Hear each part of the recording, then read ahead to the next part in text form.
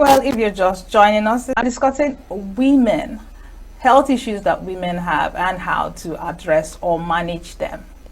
Our guest in the studio is a registered nurse and midwife. Her name is Uju Elizabeth Okonkwo. Good morning, Uju Elizabeth. Thank you for joining us on the show. Thank Absolutely. you. And I must say, you look stunning. Oh, the color thank brings you. out every beautiful aspect of you. So you're welcome to the show. Thank you so much. Right. So we're discussing women's health, and rightly so, because last week was International Women's Day. So I think it's still apt and in line.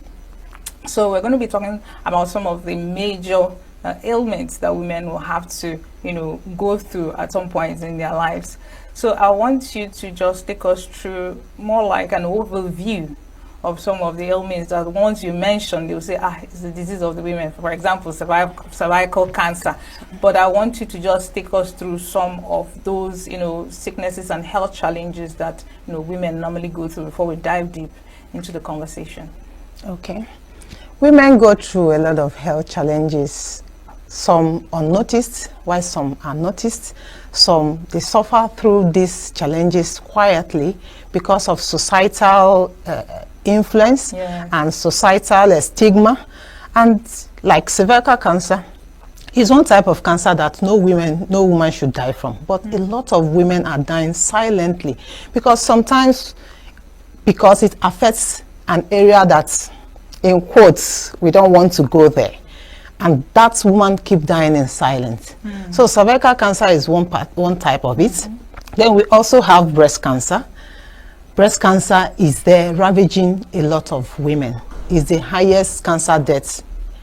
Breast cancer Really? is the highest form of cancer death for women. Second is cervical cancer. Wow. And a lot of women are dying from it, of which, if every woman learns how to do self-breast examination, early detection when it comes to cancer saves a lot of life, because most women present at the third stage when things have already gone sour, and that causes a lot of death. Then another health challenges that women face is postpartum depression. Postpartum depression, we don't even talk about that is silent killer. Honestly, is it because of the stigma that is attached to, mental health?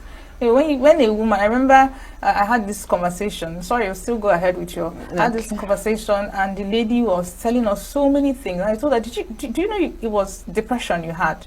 But she was like, her, people around her they were like, it's the baby you had. Why are you acting up? Why are you behaving like this? But I beg your pardon, went through postpartum depression. So the question is, why are we not talking enough about it? Because of the societal stigma. Mental health is seen as caused by evil. Some people believe it runs in the family. So they tend to attach a lot of stigma. And most people don't want to. You find that some that have a confirmed mental case, they hide them. They keep them indoors. They don't want to socialize. They don't even want their next door neighbor to even know about it. Just what will they say? I don't want them to say that I have someone that has. But no. They said problem shared is half solved. Keeping that person indoor, not verbalizing, won't solve any problem. Okay. Speaking up can solve a lot of your problem. Okay. And it borders on that stigma, societal stigma, which I think with increased awareness should stop. All right. So we mentioned cervical cancer, breast cancer, postpartum depression. What other ailments do women usually go through? Polycystic ovarian syndrome. What's that? Polycystic ovarian syndrome, just like the name, poly, many. Cystic, cyst. A cyst is a fluid-filled sac in the ovary. The ovary is responsible for egg ovulation in women and conception. Then syndrome means that it has a lot of symptoms. So this many fluid-filled sac in the ovary of a woman exposes her to have different symptoms. And because the ovary is responsible for the women hormone, which is progesterone and estrogen, there is a high level of androgen, which is the male hormone, instead of progesterone and estrogen in the system of that woman. And you can guess what will happen. A woman, good. A woman that has high level of androgen would not ovulate. Wow. They have irregular periods. Some have amenorrhea, that's no menses, no period, for a period of 6 months, 3 months, because the body interprets it as, I'm not sure if it's a male, yes, or a female, you know. So they tend to have long period of amenorrhea, no ovulation, and of course, infertility. Wow. Yes. Wow. What other ailments are there to look out for? Menopause, though not an ailment, but is a natural biological process that marks the end of menstrual cycle or reproductive life. If it's not an ailment, but people complain that hot flushes, they don't understand their bodies, this, that. So it's something that we should talk more about and at least prepare. Yes, I usually tell people at the age of 40, start preparing your mind. It's a natural thing, and when it comes to menopause, you can't connect the dots forward. It's usually backwards. I can't say, okay, I can't say at the age of 45 I will enter menopause. There is no specific age. We can be two siblings, the same mother, the same father. We enter menopause at different ages. Yes, and not until you are there. When you record a period of 1 to 2 years of no menstrual drop, then you can now say, oh, I've entered menopause. So you can't say, as at yesterday, that next month I will, or next year I will enter. No, it's until you are there for a period of 12 months to 1 year, no menstrual drop, then say, oh, I've entered. But prior to that, we have what we call perimenopause or premenopause, yes, which comes with some symptoms that women feel, and a lot of women go to different places. In fact, I had a client who said that she has been to 3 different hospitals treating nothing in particular. Of course, there's going to be a diagnosis. You understand? With them. You know, she said at a point, she said they kept poison for her. But when she came, and because I've taken history and I noticed her age, then I gave a counseling on menopausal symptoms.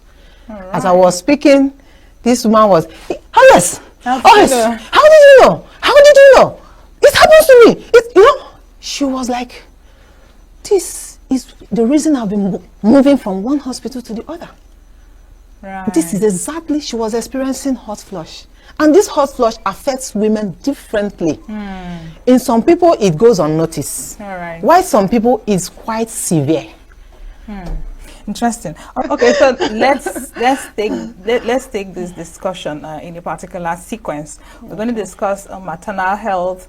We're going to discuss reproductive health, then mental health, probably the cancers and any other issue, menopause, that you want to talk about. So let's start with infertility, reproductive health. I know you've mentioned the polycystic ovarian syndrome. You've also mentioned the there was something else you mentioned, I've forgotten, but there's also the issue of fibroids. There's also the issue of infertility.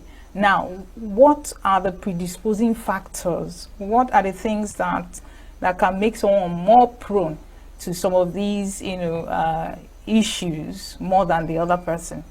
Taking for example fibroid, because that's the more well-known health challenge that women go through. What are some of the predisposing factors for fibroid? Okay, fibroid is an abnormal growth in the uterus, and we call it myoma.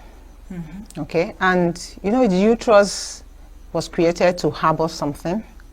So at a certain age, is expected the reproductive hormones is active, and the uterus is expected to carry something. So if at a certain age it has waited so long and nothing, it starts to make up something to carry. Really? Yes, it wants to carry something. So if not a child, let me develop a skin and carry something. That is, in layman's language, this fibroid. Really? Yes, when the uterus waits for a long time, for example, you usually find it in women of older ages. But then there are still some women who they are still giving birth, they are actively giving birth, yet there's still fibroid issues. Yeah, it was there before the conception. Okay. Fibroid varies. We have different sites. We have subserosal, we have intramural, depending on the site. Intramural affects the inner, the myometrium.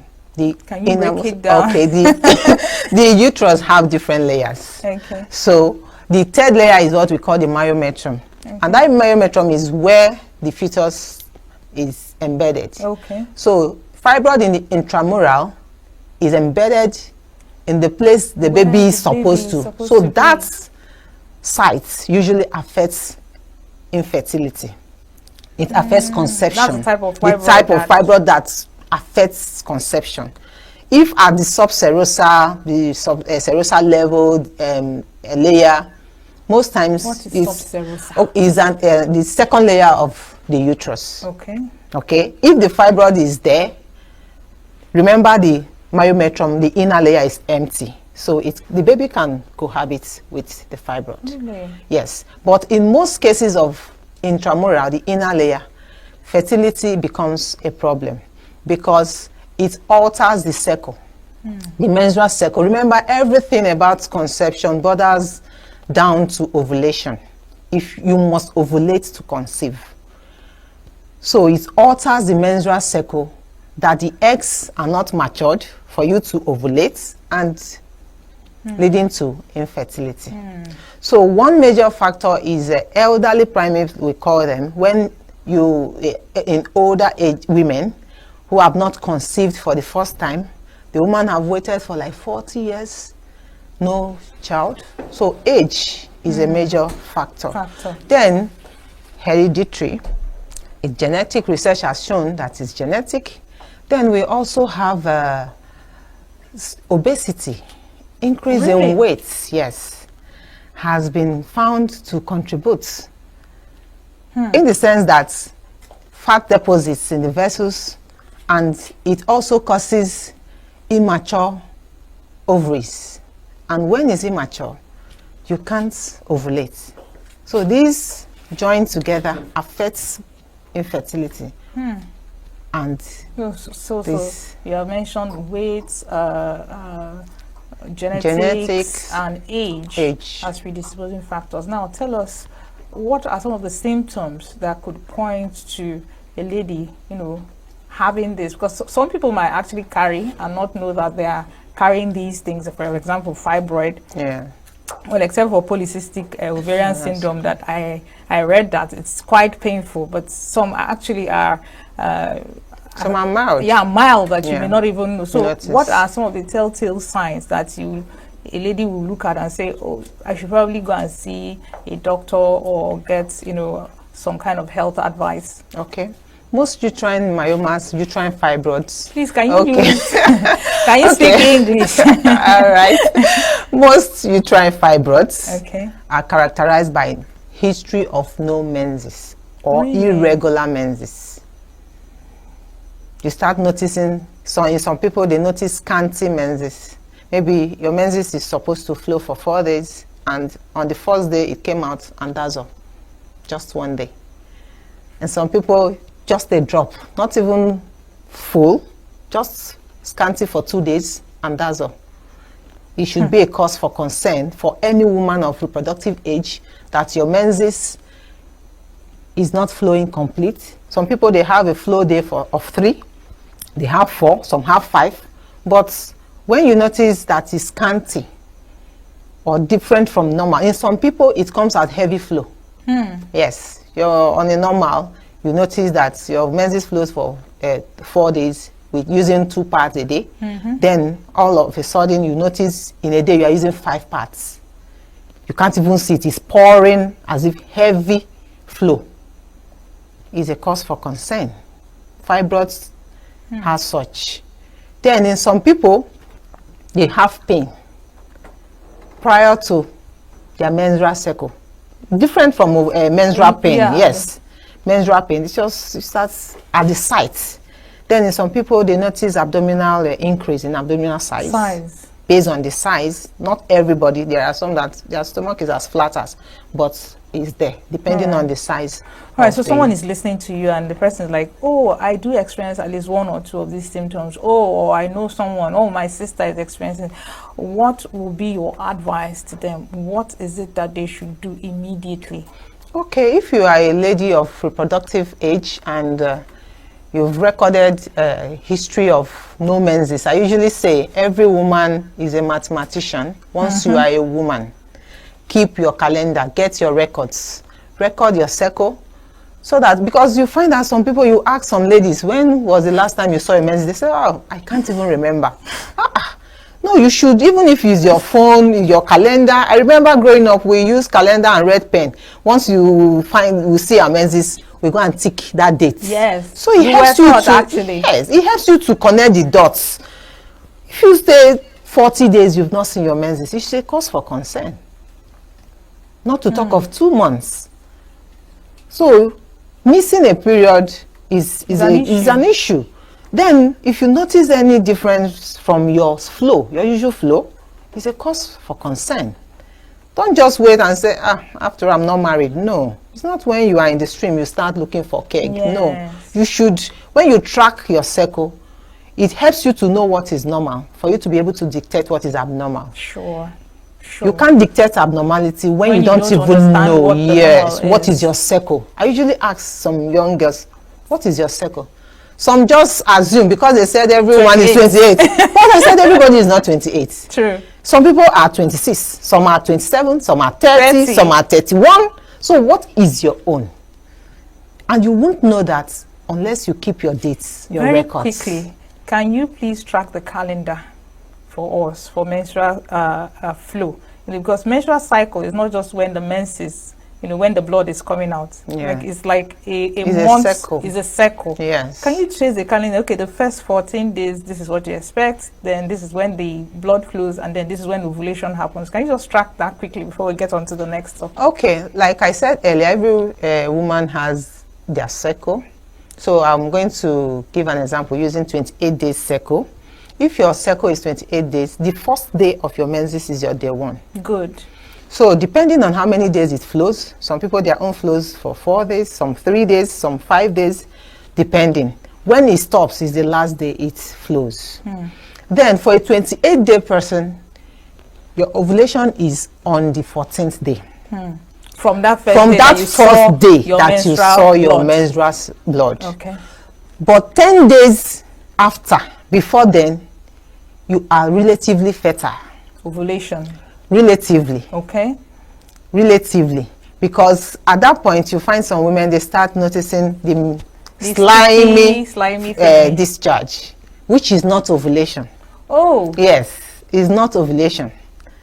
You know that there's this sticky whitish discharge, and then there's a slimy water-like discharge. Water-like. The water-like comes before the thick one. Okay. So from the 10th day of your cycle, starting from the first day of blood, is those, you start from 10th day, 11th day, you start noticing those slimy egg whites. Yes. Then on the 14th day for a 28-day cycle, you see that it could be not necessarily 14th-day morning, it could be afternoon, it could be even in the night. On differences, differences. So that is ovulation.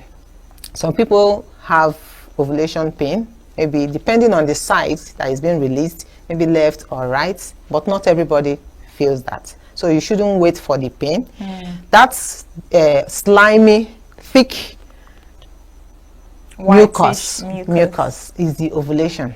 And remember, some people can ovulate without egg. Really? Yes, we call it anovulation. How would someone know that this ovulation is not carrying any seed? Yes, because when you notice that's thick mucus. Yes.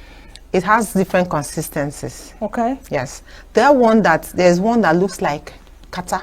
Yes. That you can drag. Yes, the thick one. Yes. It helps you to know that it has egg. Because sometimes I see my mucus, but is without egg. Egg was not released. Just the way that there are some men that could produce semen and there's no egg inside. Exactly. There's no sperm You inside. can ovulate without egg. And that's primary infertility. And that, of course. That takes us to infertility. Of course. Of course. Infertility is a is a comprehensive one. Let's try. Is a comprehensive Let's one. talk maternal health and infertility. What are the primary causes of infertility? You know, in our society, infertility has been seen like a woman issue, but I can tell you it is not. It's no respect of gender. Men, women, we have different causes. And in fact, the current research, 33% causes are from men, 33 from women. Wow, so 50-50. Yes. I had a friend, one of my friends that works in an IVF center. She told me, Lizzie, the rate of infertility in men is alarming. Really? Is alarming. You know, initially we thought it's the women. No. Now it's 33%. Okay, but let's focus on the causes for women. For women. Well, this is a cause for alarm. Yes, it is. It is. We have the primary causes, primary type of infertility. We have the secondary type. Then we have the unexplained type, because there are some people. The primary type is those that have never been pregnant since they are a woman, a lady. They've never missed a period. That's primary infertility. Then the secondary infertility, you've noticed some people that have had one child and after which is not forthcoming. That's secondary. Then unexplained. You find some women, they menstruate, they ovulate, they are fine, and yet pregnancy is not. Some people will say that, I don't know if it's conventional medicine, but some people will tell you, and you will hear, especially the tradomedical, that you have acidic tube for the woman. Is it a factor? So that when the sperm comes in, the acidity will just kill it. We have our body pH, but that's not the acidic nature. Was there any investigation to back it up? You understand? Yes, our vagina has the pH, but the cervix, does the cervix have the same pH as the vagina? Yes. Oh. Yes, and the unless you have an investigation that could tell that this cervical mucus is acidic, then you can give that diagnosis. Okay. So for the causes of infertility in women, we have tubal causes. You know the fallopian tube, when the ovaries are fertilized by the sperm, the fertilized egg have to swim. Yeah, we should put up the diagram so that the viewer can understand what we're talking about. This egg have to swim through the tubes to the uterus. So if the tubes are blocked, it can't flow. There is a blockade there. So it can't get to the uterus. So what happens to the egg if it can't get to the uterus? It disintegrates? It disintegrates. It calcifies. Yes. Can it cause cysts? No. Okay. No. We are coming to cysts. Okay. So those are the tubal blockage. Can be a factor, a cause of infertility. Then we also have uterine factors. The uterine factors like fibroid that we just mentioned. We have endometriosis. We have polycystic ovarian syndrome. Then we have uterine synechia, we call it. When the uterus is a congenital abnormality, you find some women that their uterus are kind of closed. Rather than open to harbor. Though in some women is as a result of maybe they've had any surgical intervention that tampered with the uterus, then it healed up and scarred up. Okay. Then we also have I've mentioned the tubal factors of infertility, then the hormonal factors. We have hormonal factors when women are hormone regulated. We have progesterone and estrogen. So and these hormones, that's why we call it menstrual cycle, and it's a phase. While in school, we plot it as a graph. these hormones are undulating. They don't go together. The menstrual phase is known as the progesterone phase. The progesterone is at its peak. Then when it drops, the estrogen takes up for ovulation. So it's a continuous feedback. Yes. So when, due to some factors, the progesterone remains at that level, what happens? Estrogen, which is responsible for ovulation, can't function, and that woman can't get pregnant. So that's a factor, hormone imbalance. Then we go to ovarian factors, the ovary.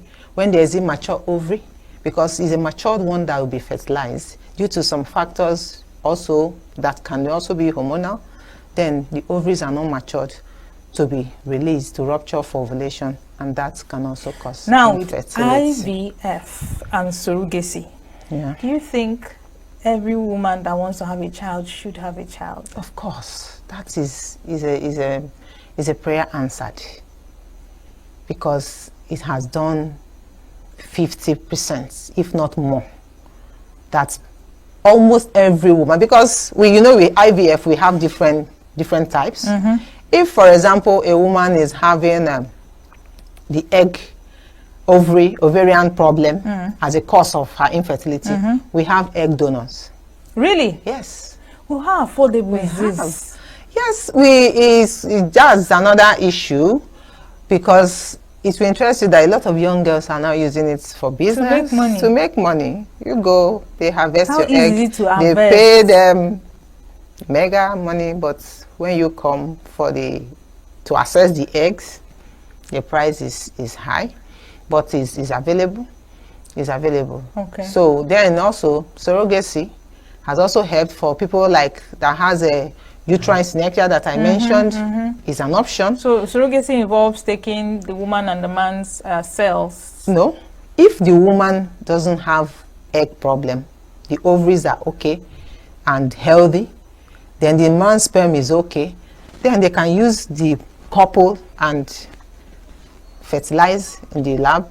Then surrogacy is getting an external person. Okay, so you're saying, let's take it down so that people can understand. Now, this woman has issues with her uterus. The husband is fine. She's fine in terms of egg production.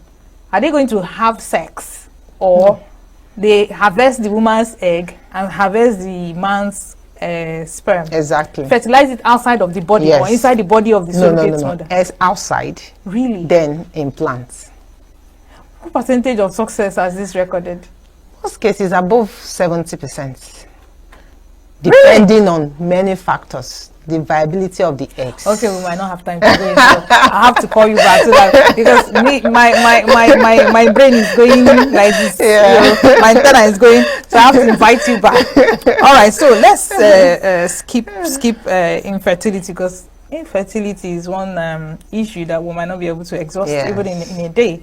Okay, so let's talk about cancer. You mentioned earlier breast cancer being number 1. Cervical cancer number 2. What are also, I think you also mentioned that some women do not know how to test themselves. Tell us about that. Okay, for breast cancer, like we know, the cause is unknown, but we have some risk factors, and research have shown that no breast cancer is acute, is emergency. It does not start overnight. Before a woman is diagnosed of breast cancer, that cancer cells have been in her for nothing less than 5 years. Wow. Yes. So that is why we create awareness. Every woman of reproductive age should know how to do self-breast examination. Can you just tell me? Because breast cancer, research has shown that most cancer cells starts from what we know as lump, breast lump. And this lump, 3 factors you should look out for to identify a breast lump. It is hard, like a peanut, not very big, and it is painless. Hard, painless, and mobile. Oh, mobile. So mobile is at not one point. It's not fixed. It's not attached to your skin. It's moves within the it moves around. At the time when you find it, you try to, because of the adipose tissue is embedded in, you try to get it. So it's mobile, it moves around. It is painless, it is hard. And how do we do this self-breast examination? When you lie on your bed, a flat surface, it can be on the floor, removing your dress, you place your hands on your head, one hand, then you use the pad of your hand, this place, starting from your armpit, because this lump sometimes can lodge under the armpits, yes. So you start from your armpit, using the pad of your hand, and you press in a circular form, pressing your breast down to your chest, and you move. You continue moving. You are moving without raising your hand. You are looking out for that hard knot. It's like a knot, hard palm kernel knot. So when you move, you keep moving and keep coming closer until you get to your nipple and press down. When you are done, you press your nipple. Your self-breast examination is not complete without pressing your nipple. Why?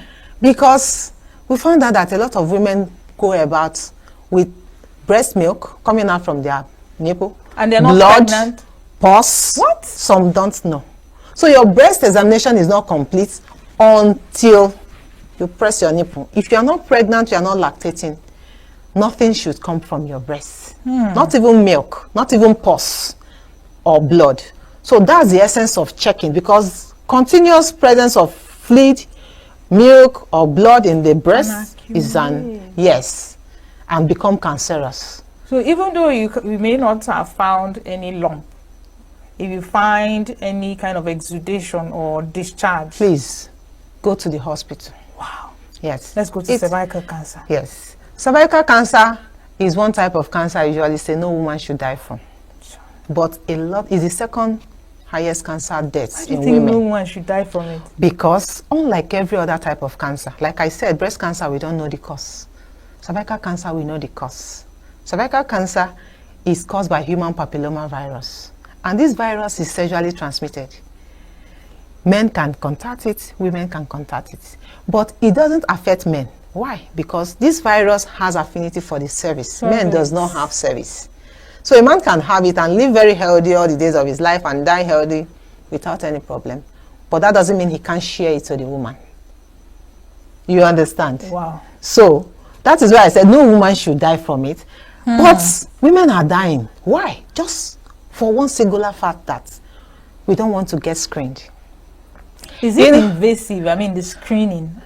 Not really, because you know when we talk about cervical, the cervix, the neck of the womb is hidden and is in a part that you are shy to talk about the cervix, and there is no blood test to do to check for cervical cancer. No serological. No, test. It's localized. You have to go to the cervix, and most people don't want you to go there. No, please. Is it painful? It's not painful. Just that's I don't know if I should. Discomfort. That discomfort, and that's they feel you are intruding in their privacy. But I usually say, cervical cancer stage 1 and stage 2 does not have any symptoms. So unlike breast cancer, there's no way you can even identify it without early. Being tested. You can't identify. In fact, you will have your children with stage 1 cervical cancer. Your husband, you will enjoy a sexual life very well without. By the time you start experiencing some symptoms, it's rather late. It's rather late. And another thing, cervical cancer is preventable. That's why I said no woman should die from it. It's preventable. We have the human papilloma virus vaccine, which the government introduced that should be given to our young girls 9 to 14 because the virus is sexually transmitted. We believe at this age they are not sexually active. So let's prevent before they are sexually active. Then, stage 1 and stage 2 can be treated 100%. With what? Using cryotherapy. What's cryotherapy? Cryotherapy is the latest technology for the freezing of that site. By freezing. Treatment by freezing. Initially, we used to use ablative by burning, but over time, because it's highly invasive and the pain, with research technology, now it's by freezing, which relatively not painful.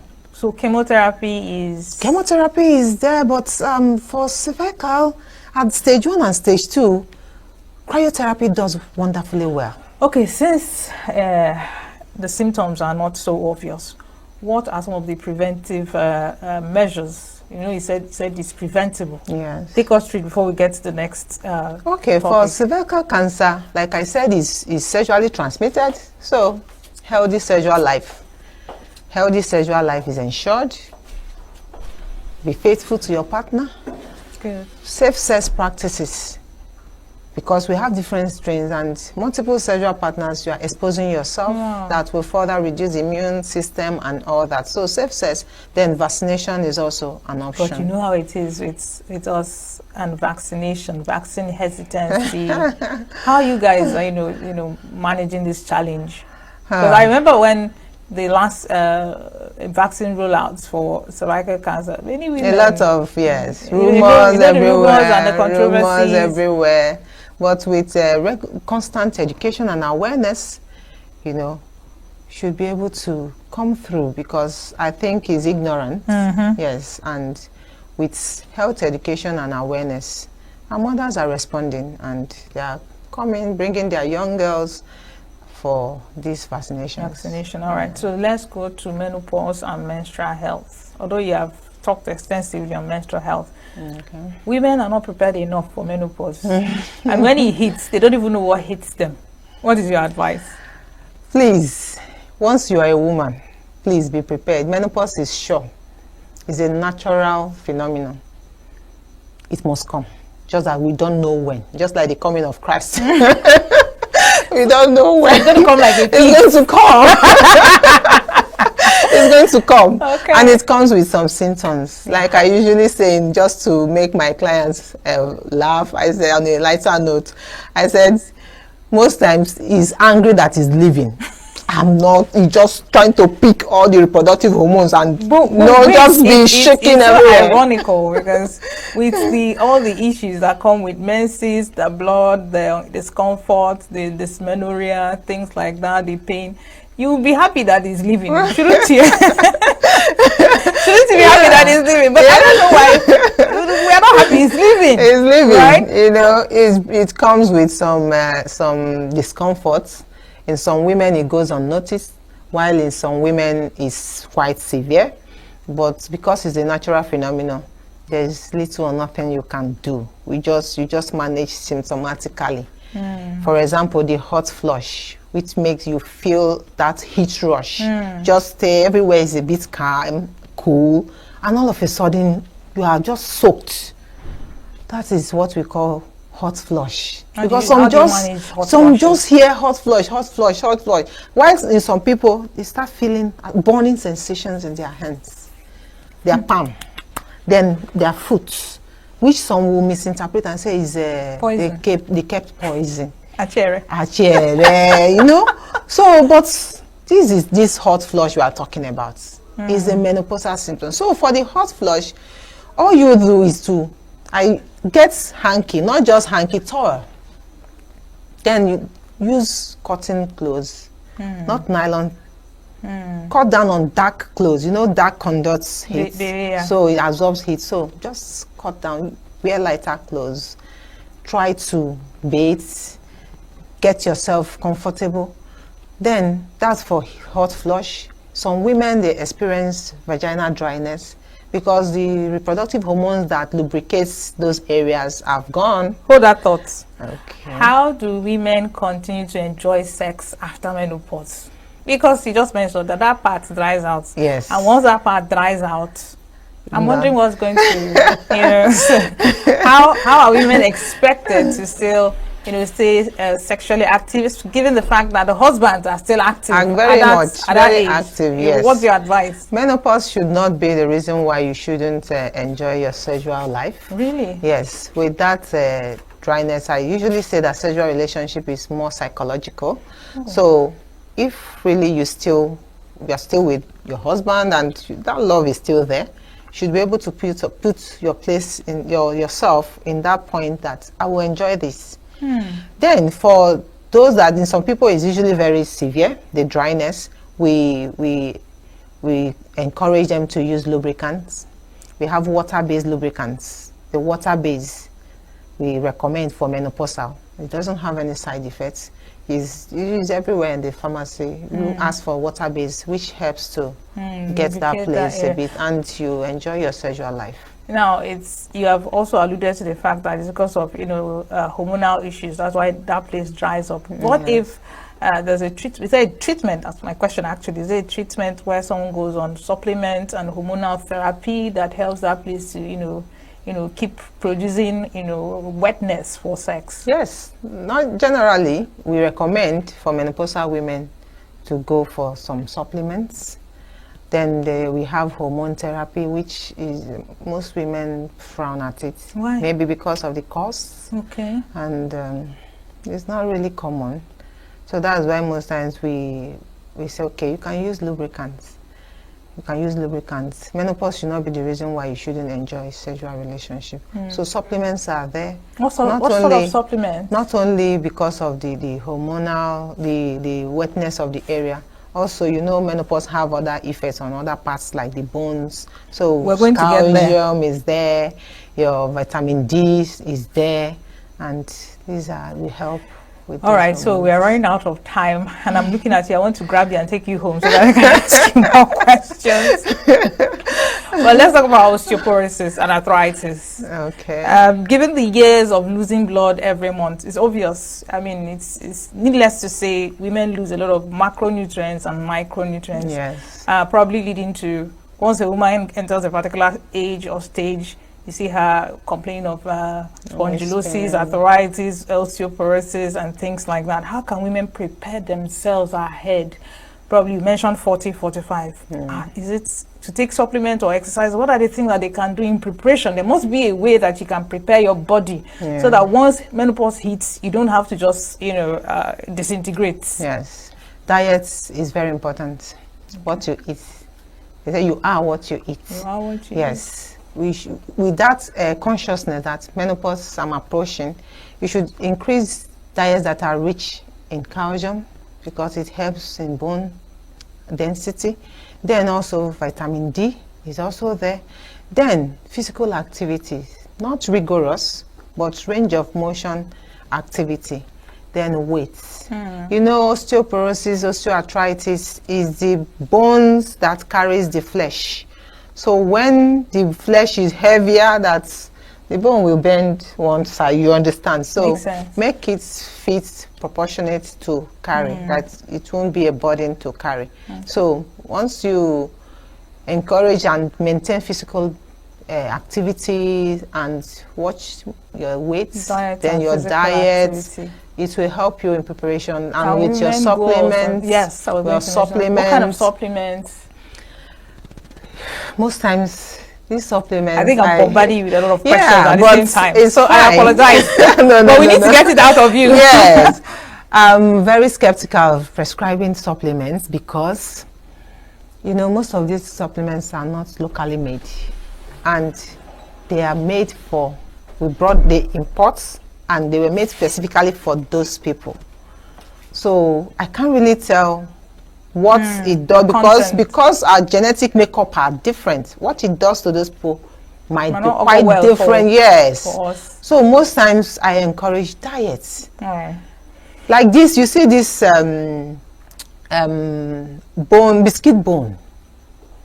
biscuit bone. Sometimes when you get to the market, you see them gather it. They brought it out from cows. All those. It's very good, very rich. Yes, very rich in calcium. Absolutely. Yes, so you can then vegetables. You can do with that. All right, so we're still discussing women, health issues, challenges that they go through and how to address them.